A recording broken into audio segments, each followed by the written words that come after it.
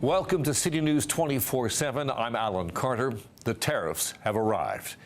After what seemed like an ever-changing start date, American President Donald Trump has officially slapped 25% levies on all Canadian goods entering the United States. Our Parliament Hill correspondent Glenn McGregor joins us. And Glenn, the reaction from the Trudeau government has been swift.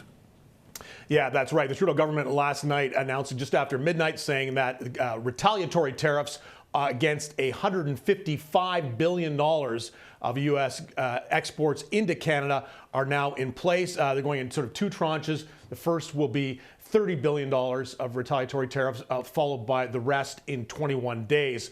So we're going to hear from the Prime Minister in about half an hour, Alan, and we're expecting him to lay out exactly what kind of goods are going to be targeted. This is something we've been through before, back in the Trump's first term, where Canada struck back against steel and aluminum tariffs that the Trump administration had imposed by really kind of focusing our tariffs strategically on areas and industries that have most political significance to Donald Trump.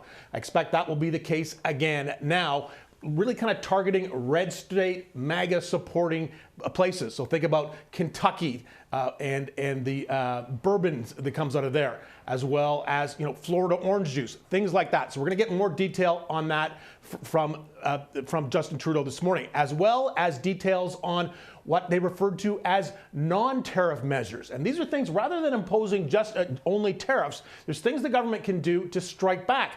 Government procurement is a big one. We've already heard this morning from several provincial premiers, including just a few minutes ago from Suzanne Holt from New Brunswick, talking about how the government of New Brunswick is going to stop buying any American products and turn to either domestically made products from Canada or other countries.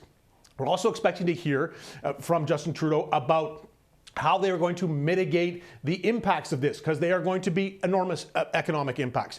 Our GDP is going to drop dramatically. There will be, very likely, depending on how long this continues, hundreds of thousands, maybe even 1 million job losses. This is going to be extremely bad, and this is going to put a lot of stress on our social safety nets. This morning on Breakfast Television, the Labour Minister, Steve McKinnon, was asked about this. Here's what he had to say. The Canadians can count on a robust employment insurance system. That system will see improvements, better access, perhaps better duration, other measures that we are going to be proposing to put in place that put that net under Canadians. And at the same time, the government will be fighting back ferociously against these unjustified tariffs, ill-considered tariffs, tariffs that, yes, will hurt Canada, but will hurt the United States as well.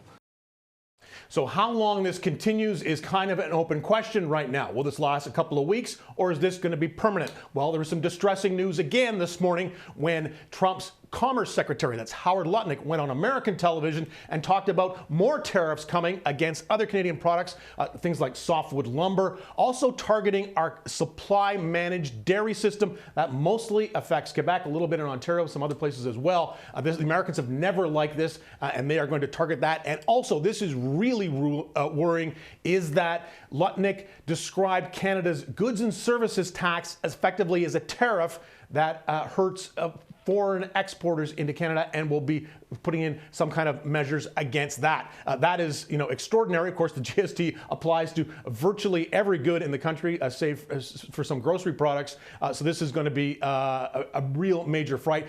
It does not look like there's going to be really any opportunity in the next couple of days, maybe even weeks, to negotiate this away. Trump is proceeding with this. He's absolutely committed to this. The only thing really that might be able to save our bacon right now is a major crash in the stock market. Of course, that will hurt Canadians here and their retirement planning, but it seems to be the one thing that Donald Trump tends to react to and take notice. The Dow Jones and the TSX both dropping sharply yesterday. We'll watch and see. I think the last time I checked, the Dow was down and the TSX was down slightly. So we'll watch that throughout the day to see what happens. And then, of course, Trump is going before the U.S. Congress to deliver sort of it's not exactly a State of the Union, but it's going to be a bit like that. And if things are going really badly on the stock markets, that's going to change the tone of that address. Really, the best hope for Canada is pressure on Trump from within the United States. And that's why you heard, Alan, this morning, all the premiers encouraging people in the United States to call their lawmakers and tell them this is going to hurt them as much as it hurts us.